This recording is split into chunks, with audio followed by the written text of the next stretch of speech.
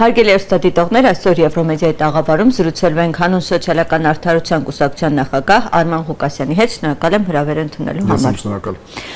Պարոն Ղուկասյան, ինչ այսպես տպավորություններ կան նոր ձևավորված խորհրդանից, արդեն երրորդ օրն են ստանանում ազգային ժողովի նախագահ, փոխնախագահներ են ընտրել եւ այսպես սկսել են, աշխատանք ամեն դեպքում, ինչ սպասել նոր ձևավորված խորհրդանից, որակապես ինչպիսի ազգային ժողով քաղաքական բովանդակություն, անձնական հաշիվների պարզում, այն ինչ որ տեսել ենք արդեն 21-ից 26 թվականը, ոմանք քննարկում են, վայ, ոնց եղավ, որ այս ազգային ժողովում նորից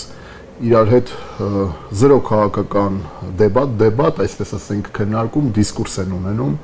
անձնական հաշիվներ, ում քերին, ում պապան, ում, չգիտեմ, ինչ անցյալում ներկայում եւ այլն, որքան աշխատավարձ է ստացել կամ ով ում ինչ անձնական վիրավորանքներ է ժամանակին հասցրել եւ հիմա է հասցնում, ուզում հարցնեմ ուղղակի ինչի ենք զարմանում, ինչ որ այլ ակնկալիքներ ունեինք, օրինակ 100 արշավը ինչպես անցավ, կարծես թիմի քաղաքական, այդպես ինչ որ բաներ, դիսկուրսեր գնում շատ խորը, երկրի եւ ժողովրդի հոգսերի հետ կապված լուրջ ծրագրեր ներկայացում, լուրջ այդպես քննարկումներ, որ մի հատ էլ հիմա ազգային ժողովում դա տեսնենք։ Լինելու այն ինչ որ եղել է ավելի վատ, քան 21-ից 26 թվականը, քաղաքական թիվ 1 ամբիոնը, ազգային ժողովի ամբիոնը, ես իսկապես անկեղծ եմ ասում, ափսոսում եմ շատ, որ օգտագործում է ոչ էֆեկտիվ եւ մեր հարկատուներիս հաշվին է դա տեղի ունենում։ Օրինակ նոր ընտրիք նախագահ ազգային ժողովի ասում էր, խոստանում էր, որ պետք է ազգային ժողովի այսպես դերը բովանդակությունը բարձրացվի եւ դրա համար կոչ էր անում, ասում էր եկեք ավելի բարեկիրթ միմյանց հետ համագործակցենք, քննարկենք, խոսում էր դերի բարձրացման մասին, ասում էր ամեն ինչ անելու եմ, որ վարկանիշը խորհրդարանի Դե հիմա թող մեր հանրությունը գնահատի մեկնարկը ազգային ժողովի այնպիսին էր, ինչպիսին մարդիկ իսկապես սպասում էին, այնպիսին է, ինչպիսին որ պետք է լինի, հարիր լինի, որտեղ դա նորից եմ ասում, ազգային ժողովը դա խորհրդարանական երկրում թիվ 1 քաղաքական հարթակն է, միթե արժանի են մեր քաղաքացիները, մեր հայրենակիցները, որոնք վճարում են այդ падգամավորների, պաշտոնյաների աշխատավարձերը, որպեսզի նրանք ծառայեցնեն այդ գործիքակազմը իրենց խորհրդարանական։ Բայց ընտրությունների արդյունքում է ձևավորվել, պարոն Ղուկասյան, խորհրդարանը, որքան էլ տարբեր ուժեր, այսպես ասում են, մենք այլընտրանք, բայց ամեն դեպքում, ժողովուրդը գտավ, որ քաղաքական դաշտում պետք է լինեն այս ուժերը։ Ես որևէ կերպով չեմ ժխտում, որ այս ազգային ժողովը ձևավորվել է մարդկանց քվեի արդյունքում, դա այդպես է, որևէ կերպով չեմ ասում, որ այդ տեսեք այնտեղ հայտնվել են ուժեր, որոնք որ չեն ստացել ժողովրդի քվեն,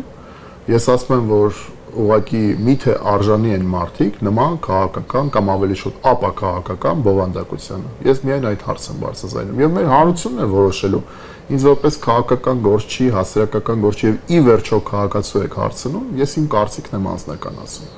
թե ինչպես են մարդիկ վերաբերվում այս ազգային ժողովին, գնահատում են ինչպես եւ այլն, դա արդեն հանրության մեր քաղաքացիների բնականաբար տիրույթում է գտնվում։ Բայց ի սկզբանե,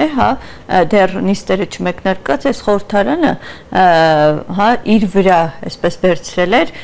ոչ լեգիտիմ պիտակը ձայների հաշվարկի հետ կապված հանրության, քաղաքական գործիչների տարբեր արտախորհրդանական ոչ այսպես ասենք, մենք կտեսնենք փողոցում հեղափոխություն կամ իշխանափոխություն, փողոցում որևէ ընդվզում տեղի չի ունեցել, դուք ասում եք իմ կարծիքով քաղաքական որոշ ընդդիմադիր ուժերի գնահատմամբ է դա, ի վերջո իրենց գնահատման արդյունքում իրենք իրենց հակասում են, որովհետև վերցրել են ոչ լեգիտիմ իրենց գնահատման պարլամենտի մանդատները, այսինքն իրենք որպես ընդդիմություն իրենց գնահատման ոչ լեգիտիմ են, ես համարում եմ, որ ազգային ժողովը այսօր Եթե լեգիտիմ չէ, ուրեմն պետք է լիներ հեղափոխություն կամ փողոցում ընդվզում։ Բայց նախադրյալներ են պետք դրա համար, պետք է այսպես շարժիչ ուժ։ Օրինակ ընդդիմադիր ուժերը ասում են մեզ արյունահեղության մի տարեք, երբ որ օրինակ հարցին ուղում փողոցային պայքար լինելու է, թե ոչ, ասում են, որ սպայ նախադրյալներ չկար եւ 18 թվականին ո՞նց եղավ առանց արյունի իշխանափոխություն։ Ով է այդպես բան ասում։ ով որ ասում է, ինքը գնացել պարլամենտում, հիմա վերցրել է մանդատները։ Ես իմ անձնական տպավորությունը ասեմ, որ այսօր Հայաստանին պետք է քաղաքական նոր, քաղաքական կրկնում եմ ընդդիմություն, ուղղակի չեմ օգտագործում քաղաքական, որտեղ համարում եմ, որ այսօր քաղաքական ընդդիմություն չկա, պետք է ժողովրդական ընդդիմություն, որը որ կապված է ժողովրդի հետ, եւ երբ կլինի նման ընդդիմություն, կլինի նաեւ իշխանափոխություն։ Միջև մենք ունենանք այս ընդդիմությունը, ես կարծում եմ, որ չի լինելու իշխանափոխություն, այս իշխանությունները կարող են հանգիստ լինել, որ իրենք հա վերարտադրվելու են, որովհետեւ գիտեք, երբ որ չկա քաղաքական դիսկուրս, չկա իսկապես ժողովրդին հուզող քաղաքական օրակարգ, այդ իշխանությունը ինչ խնդրեմ ունի կամ ինչի մասին պետք է իշխանությունը մտահոգվի առհասարակ։ Քաղաքական օրակարգը տեսանք, որ օրինակ նախորդ նիստերին խոսում էին, ահա իրար հարցեր էին ուղղում։ Տիգրան հետ կապված հարցեր ուղեցին, հետո միմյանցից հետաքրքրվում էին, հա, տեսել եք դուք թուրք կամ ադրբեջանցի այդպես։ Դա օրակարգ չէ։ Դուք համարում եք դա քաղաքական օրակարգ, ով որտեղ է սովորել է ում հետ է հանդիպել կամ չէ դա քաղաքական օրակարգ։ Դե քաղաքական առումով գուցե։ Իմ տպավորությամբ չէ դա քաղաքական օրակարգ չի, դա առհասարակ պրիմիտիվ, շատ պրիմիտիվ օրակարգ է։ Նորից եմ ասում, ափսոսում եմ ազգային ժողովը որպես քաղաքական հարթակ, որ այնտեղ քննարկվում են նման ապա քաղաքական հարցեր։ Նման հարցեր կարելի է սուրճի կամ թեյի բաժակի շուրջ քննարկել ընկերների հետ, այսպես ասենք, խոսել թե ով որտեղ է սովորել, ում հետ է հանդիպել եւ ով կարող է հանդիսանալ։ Ունես փաստեր, բեր ներկայացրու։ Գիտեք, ես կարծում եմ, որ քաղաքական օրակարգը դա նա է, որը իրականում գետնի վրա առաջվում է մեր երկրի մեր ժողովրդի հոգսերի հետ, մեր երկրի արչև այն մարտահրավերների հետ, որոնք որ կան։ Իսկ թե ով որտեղ է սովորել եւ ում է ժամանակին հանդիպել, կներեք, բայց չգիտեմ ժողովրդի հետ դա ինչ կապ ունի առհասարակ։ Ինչ խնդիրներ այդ առաջնային, հա, պետք է լուծի ընդդիմություն, իրենք խոսում են օրինակ անվստահություն հայտնելու մասին, ու այդպես փողոցային պայքար գեներացնելու մասին։ Ասում են, որ դրա համար ենք մանդատը վերցրել։ Այրանց տեքստը, երբ որ հայտարարեցին մանդատները վերցնելու մասին, առաջինը դա էր, որ փողոց են գեներացնելու։ Կներեք, երբ որ դու համարում ես, որ պարլամենտը լեգիտիմ չէ, եւ գնում ես այդ պարլամենտ, դու արդեն ինքդ որպես ընդդիմություն լեգիտիմ չես։ Ես չգիտեմ ինչ պայքարի մասին կարող է խոսքը գնալ արդեն հետագայում, եթե դու նման ձևով ես արդեն մտել այդ պայքարի մեջ։ Ես անկեղծ չգիտեմ, միգուցե իրենք ավելի լավ գիտեն, թող ցույց տան, մենք էլ ասենք ապրեն արեցին, բայց այսօր այն ինչ որ խոսվում է, այն թեզերը, որոնք առաջ են տարում, այն նարատիվները, որոնք առաջ է տանում ընդդիմությունը, իմ կարծիքով իրենք իրենց հակասում են, եթե իրենք իրենց են հակասում, իրենք իրենց չեն կարողանում հասկանալ, իրանց հետևից ով պետք է գնա, ինչ ժողովուրդը պետք է դուրս գա փողոց, ում հետևից գնա։ Այն մարդկանց, ովքեր իրենց հակասում են, կամ ճանապարհային քարտեզ կա այդ իշխանափոխության առհասարակ։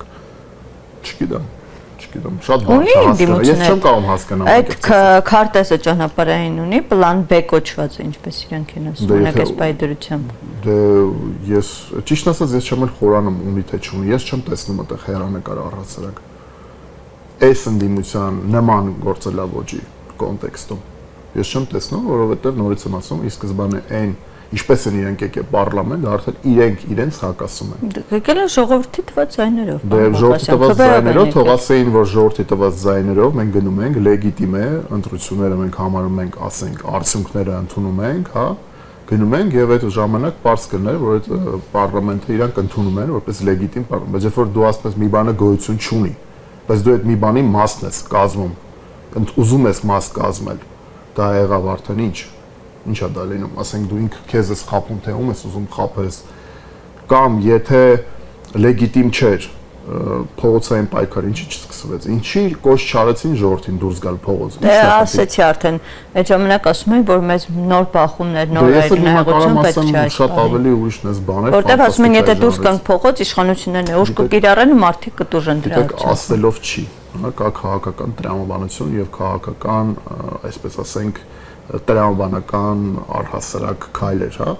ասելով չի միայն եւ մարդիկ այս ամենը տեսնում են, գնահատում են եւ դուք ոնց եք կարծում դրանից հետո կարող են վստահել նման ընդդիմությանը թե ոչ այն ընդդիմությանը, որը ինքը իրեն հակասում է, այն ընդդիմությանը, որը քաղաքական կամք չի դրսևորում եւ պատասխանատվություն իր վրա չի վերցնում, ով ասել, որ փողոցային պայքարը միայն արյունահեղությամբ է լինում։ Նորից եմ ասում 2018 թվականին արյունահեղություն եղավ,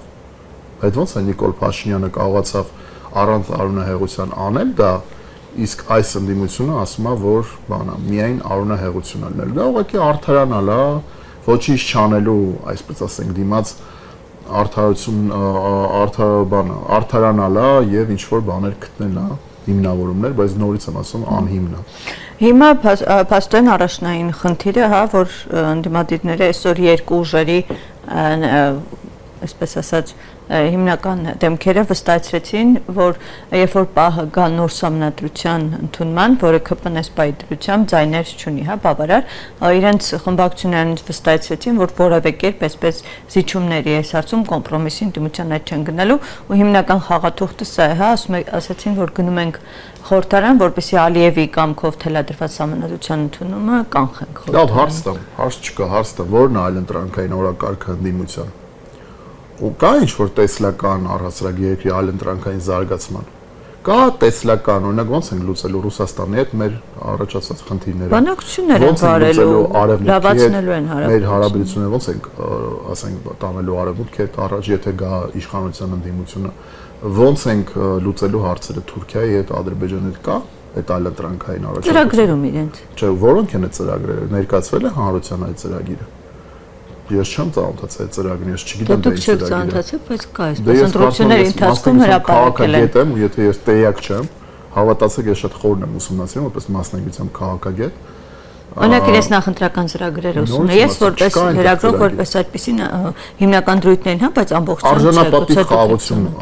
արժանապատիվ խաղաղություն բառակապակցությունը դա զերո քաղաքական բովանդակություն ունեցող բառակապակցություն է։ Դա ինչ-որ վերացական ընկալում է եւ վերացական հասկացողություն է։ Նորից եմ ասում, երբ ու խոսքը չի վերաբերում այս ընդդիմության, այլ յուրաքանչյուր քաղաքական ուժ, որը ասում է, որ ես եմ այլընտրանք այս իշխանության կամ յուրաքանչյուր իշխանության պետք է ներկայացնի երկրի զարգացման այլընտրանքային ծրագիր, որպեսզի հանրությունը ընտրի ծրագրերի միջև, հանրությունը ընտրի ճանապարհների միջև, հա, այսպես ասենք, ճանապարհային քարտեզների միջև երկրի զարգացման առհասարակ ընթացքի վերաբերյալ։ Եթե դա չկա, դա է առաջի խնդրեմը։ Առաջի խնդիրներից մեկը դա է, որ ընդդիմությունը ընկալելի չէ, հասկանալի չէ։ Մարդիկ չեն հասկանում, եթե օրինակ գնա Նիկոլ Փաշինյանը եւ գա այս ընդդիմությունը, երկրի զարգացման հետագան ինչպիսին է լինելու, մարդիկ չեն հասկանում։ Գիտեք, անընդհատ ուղղակի մեկնաբանել իշխանական օրակարգը, անընդհատ արձագանքել այն ամենին, ինչ որ անում է իշխանությունը, դա ընդդիմության հիմնական գործառույթը չէ։ Հիմնական գործառույթը յուրաքանչյուր ընդդիմության յուրաքանչյուր պետությունում, հա, դա այն է, որպեսզի ընդդիմությունը իր այլընտրանքային օրակարգը առաջ քաշի։ Բաղ Ղուկասյան, լավ, խորհրդարանական ընդդիմությունը չառաջադրում, թողարկել տա խորհրդարանական ուժեր ինչ որ, հա, այլ օրակարգ, գուցե հանրությունը դրա շուրջ համախմբվի, բայց արտախորհրդարանական ուժերն քննադատում են ընդդիմությանը, բայց իրենք էլ այլ օրակարգ չեն քննադատել։ Ես հիմա չեմ քննադատում ընդդիմությանը։ Ես հիմա խոսում եմ, որ դուք հարցնում եք որքանով է հնարավոր իշխանափոխություն, ես որպես քաղաքացի ասում եմ, այս նման օրակարգով հնարավոր չէ։ Ես չեմ քննադատում ընդդիմությանը, որ այս ընդդիմությունը, չգիտեմ, պետքա այտենց ինչ որ շատ շտապ լքի ազգային ժողովը մտնեն այնտեղ այլ ուժեր։ Դուք ճիշտ եք ասում, այս ընտրությունների արդյունքում են հայտնվել այս ուժերը պարլամենտում։ Եթե լինեին այլ քաղաքական ուժեր, այլ ավելի ընդունելի օրակարգերով միգուցե իրենք հաստանային այդ քվեները, բայց խոսքը գնում է նրա մասին, որ այսօր այո կա ընդդիմադիր դաշտում լուրջ քաղաքական ճգնաժամ, մտքի ճգնաժամ ես կասեի, քաղաքական առաջարկությունների ճգնաժամ, քաղաքական պրոդուկտի առասարակ ճգնաժամ, միջև չլինի այդ ձևավորված նման առաջարկություններ հանրությանը, անձերի միջոցով, չգիտեմ, կգա Պողոսը, կգնա Պետրոսը եւ այլն, կարծում եմ անհնար է հասնելու իշխանափոխության, բայց դուք լրիվ ճիշտ եք ասում, եթե որևէ քաղաքական ուժեր կարող են առաջարկել այդ տեսլականը եւ այլընտրանքային քաղաքական ճանապարհային քարտեզը, բնականաբար դա ավելի էֆեկտիվ աշխատանք է, քան ուղղակի քննադատությունը, հա, ուղղակի քննադատել, որ այս ընդդիմությունը վատն է եւ վերջ, բնականաբար։ Նույն բանն է, ինչ որ այս ընդդիմությունը քննադատում է, որ այս իշխանությունն է վատը եւ վերջ։ Պարոն Ղուկասյան, խոսեցինք սահմանադրությունից, այսօր Հաջիևը նոր հայտարարություններ էր հնչեցրել, հավանաբար ծանոթ եք, ասում են, որ Հայաստանից ազդակներ կան նոր սահմանադրության ընդունման վերաբերյալ եւ ասում են, որ միակ խոչընդոտը դա է, եթե Թուրքիա եւ Ադրբեջանի նկատմամբ տարածքային պահանջները վերացվեն, ինչպես ինքն է ասում, հա, այ ինչ ազդակների մասին է խոսքը եւ այ ինչ պահանջ են, հա, տարածքային տեսնում սահմանադրության մեջ, որ այդպես խանգարում է իրենց։ Իրականում նոր բան որևէ չկա, վերջի տարիներին ինչ քննարկվում է դա է, սահմանադրության փոփոխություն, այսինքն յուրաքանչյուր կետ, որտեղ կարող է լինել առհասարակ հիշատակում Արցախի հետ կապված կամ այն անկախության հռչակագրի, հա, որի վերջը շահկապված է այդ գաղափարի հետ,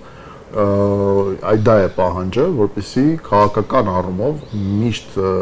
հավերժ այդ սթեման փակվի, հա, սա Ադրբեջանի մոտեցումն է, բայց ուզում եմ ասեմ, որ եթե ասած մենք լիարժեք դիտարկենք, հա, այսօր խոսքը գնում է հնարավորությունների մասին գետնի վրա։ Այսինքն այնպես չէ, որ եթե սահմանադրությունից ինչ-որ բան հանվում է, հա, եթե ռեալ քննարկենք,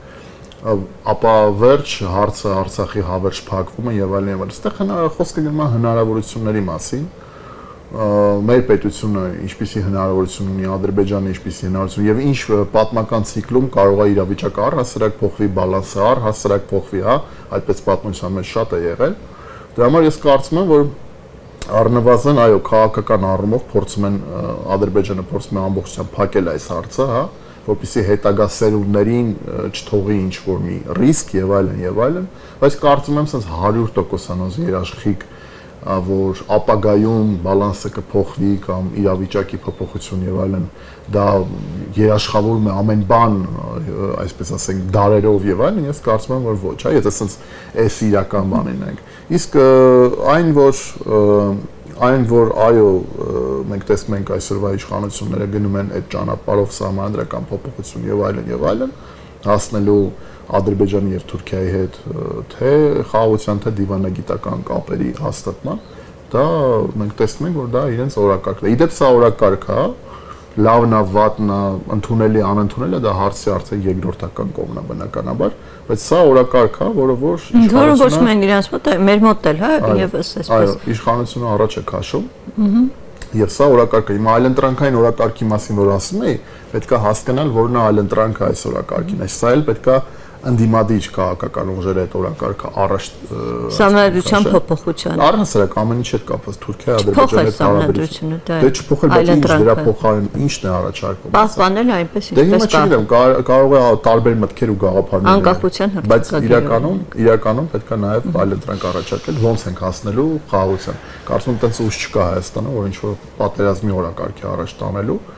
այսինքն առաջարկելու է ոչ թե խաղաղություն, այլ եկեք պատերազմենք, բայց այդ խաղաղությանը հասնելու ճանապարհային այդ քարտեզը եւ միջոցները պետք է հստակ ներկայացվի։ Հիմա ես ասում եմ, իշխանությունը ներկայացնում է եւ ընդդիմության գլխավոր նպատակը յուրաքանչյուր քաղաքական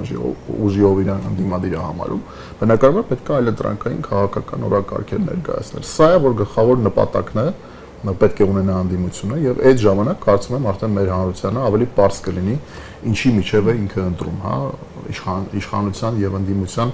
ինչպիսի տեսլականների մեջ է գնալու ընտրությունը։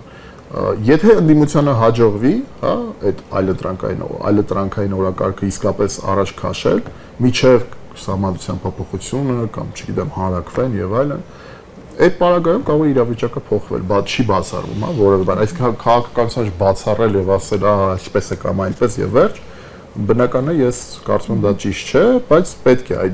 դա պետք է լինի գլխավոր նպատակը։ Պարոն Ղուկասյան, այս քաղաքական հարցերից բացի այսօր պաստորեն մի շարք սոցիալական, տնտեսական լուրջ խնդիրներ են, որոնցից առաջնայինը Ռուսաստանի այդ շուկայի հետ կապված սահմանափակումների պատճառով առաջացած խնդիրներ են, գրեթե ամեն օր տեսնում ենք, մի օր զգտամբույսները, մի օր այլ այսպես տնտեսությամբ զբաղվողները ակցիաներ են իրականացնում եւ ասում են, որ լուրջ խնդրի առաջ են կանգնած, գումար ենք վերցրել, որպեսզի մեր տնտեսությունը զարգացնենք, բայց այսօր փաստորեն չեն կարողանում այդ հարցը լուծել։ Կառավարություններ սուբսիդավորում է տարբեր փուլերում առաջացնում, բայց ակնհայտ է, որ սա երկար այդպես չի կարող, հա, տևական խնդիր լինել։ Կողմից Ռուսաստանն է ասում հանրաքվե արեք եւ ընտրեք վերջապես ԵՄ-ի դեմ, այս հարցը ոնց պետք է պետք է բանակցել Ռուսաստանի հետ եւ օր առաջ բացել բայց հանրաքվեն որպես տարբերակ կարող է դիտարկվել։ Ես չեմ կարծում, որ իշխանությունները հիմա մոտակա կամ այսպես ասենք շուտ ժամանակահատվածում կգնան հանրաքվեի, կարա բացատրեմ ինչու։ Առաջի հերթին, որովհետեւ հանրաքվեն ինքը իրանով է ռիսկ ինչի համար եմ ասում ռիսկ։ Ենթադրենք ժողովուրդը ընտրում է ԵԱՏՄ, ռիսկ առաջանում է ԵՄ-ից։ Ժողովուրդը ընտրում է ԵՄ, ռիսկ առաջանում է արդեն Ռուսաստանից, հա։ Եվ ռիսկ իշխանության համար։ Երկրի համար էլ է բնականաբար դա ռիսկ մեծ, անկայուն վիճակը եւ այլն, որը կարող է լինել, կարող է չլինել, բայց ամեն դեպքում դա արդեն երկարաժամկետ առումով ռիսկ է, որտեղ մենք կզրկվենք օրինակ վերջնական ռուսական շուկայից, հա, Ռուսաստանը կասի դեպի որ դուք ԵՄ-ի հետ եք, այսպես եւ դրա այլընտրանքը նաեւ այն է, որ ԵՄ-ն, այսպես ասած, կասի, որ եւ հստակ քայլեր կձեռնարկի։ Համար ես կարծում եմ իշխանությունները որքան հնարավոր է ձգելու են այս հարցը, այդ օրակարգը հանրաքվեի, միգուցե ընդհանրապես չանեն, չգիտեմ դա արդեն հանգամանքներից է կախված, բայց մոտակա ժամանակ սպասել ինչ որ հանրաքվեի եւ այլն, ես չեմ կարծում որ դրան իշխանությունները կան։ Ինչ լուծում, օրինակ ինչ այսօր կառավարությունը ինչ որ ռեալ առաջարկ ունի քաղաքացիներին։ Միջանկյալ ինչ որ Ռուսաստանի հետ ընդհանուր հայտարարի գալու։ Վերջերս խոսազանգի ընթացքում խնդրում էր, հա, այսպես Ռուսաստանի նախագահը։ Ես չեմ կարծում խնդրում էր, որովհետեւ ամեն դեպքում Հայաստանը ԵԱՏՄ անդամ երկիր է, եկեք օբյեկտիվ լինենք, կարծում եմ որ ինքը առաջի հերթին այս փաստը առաջ բերեց, որ եթե մենք ԵԱՏՄ անդամ երկիր ենք, ուրեմն ճանապարհները պետք է բաց լինեն։ Եվ չեմ կարծում, ես որքանով որ հրապարակային հասկացա, հերոսազրույցը անցել էր, այսպես ասենք, շատ աշխատանքային մթնոլորտում, ինչ առումով ֆորմալ, հա, այսինքն այնտեղ ռուսական կողմը իրենց դիրքորոշումներին առաջ քաշել, հա, որ միջև չանցկացնեք հանրաքվե, այսպես ասենք, իրավիճակը չի կարող շտկվել, ես այդպես ընկալեցի այդ հայտարարությունները հայկական կողմը իր ճշմարտությունը, այսպես ասենք, առաջ քաշեց, բայց կարծում եմ, որ Հայաստանի իշխանությունները շատ լավ հասկանում են, որ կարճաժամկետ կամ միջնաժամկետ դիվերսիֆիկացիա ասված է, այսինքն եվրոպական շուկա արտահանել եւ գոնե կիսով չափ հասցնել այդ թվերը Ռուսաստանի ռուսական շուկայի, հա, այդ ծավալներին, դա գրեթե անհնար է, որովհետեւ ես տեսնում եմ, թե ինչ տենդենսներ է եւ ինչ կերպով է դա գնում առաջ, դա շատ դանդաղ եւ շատ սահմանափակ է առաջ գնում, այսինքն շատ եզակի ընկերություններ կան, որոնք կարողանում են արտահանել դեպի ԵՄ, իդեպ իրենց ապրանքը այդ ընկերությունները միջև Ռուսաստանի շուկայի արգելքները, իրենք այսպես թե այնպես արտահանում էին ԵՄ, այնպես չի որ ԵՄ-ի հետ ընդհանրապես առևտուր չենք ունեցել։ Վերջի 25 թվականի արդյունքում մոտ 600 միլիոն դոլարից ավել շրջանառություն ունենք Եվրոպական միության հետ, այսինքն այնպես չի որ ԵՄ-ից 0 շրջանառություն ա եղել տնտեսական։ Բայց դա իհարկե համեմատելու չի, անգամ կեսը չի Ռուսաստանի հետ։ Իսկ օրինակ վերջերս Ուրսուլա ֆոն դեր Լայենը եկավ առաջարկներ ներկայացրեց, հա, այսպես ներկայացվեց, որ եվրոպական շուկան իր դռներն է բացում Հայաստանի առջև, դա այդպես է թե ոչ ռեալ է առաջարկները։ Ես ավելի շատ գիտեք ինչն եմ կանխատեսում։ Եվրոպական շուկան մեր համար տենց լուրջ հեռանկար չի, այսինքն որ մենք կարողանանք լիարժեք դառնանք ներկայացված եվրոպական շուկայում լինելու են արտահանումներ, արտահանման աճի, ծավալների աճ, որոշակի, չեմ ասում, դες խոշոր, կարծում եմ մոտակա ժամանակ ակնկալել պետք չի, բայց լինելու է որոշակի, ասենք, արտահանում դեպի եվրոպական շուկա։ Ես կարծում եմ այստեղ կարող է ավելի հեռանկարային լինի կամ ավելի իրատեսական լինի թուրքական շուկայի բացվելը մեր համար,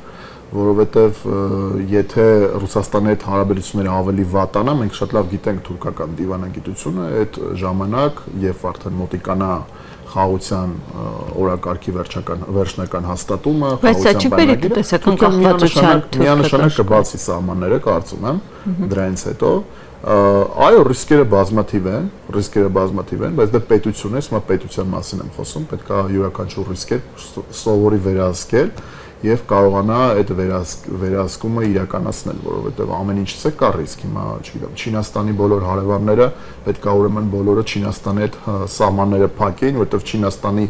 ծավալները եւ Չինաստանի բնակության չափը, ինքը իրենով կարելի է ռիսկ ընկալել։ Ես նկատում եմ Չինաստանի հարևանների տեսանկյունից, բայց որովհետեւ մեկը Չինաստանի հետ սահմանները չի փակել, ուղղակի փորձում է վերահսկել ռիսկերը։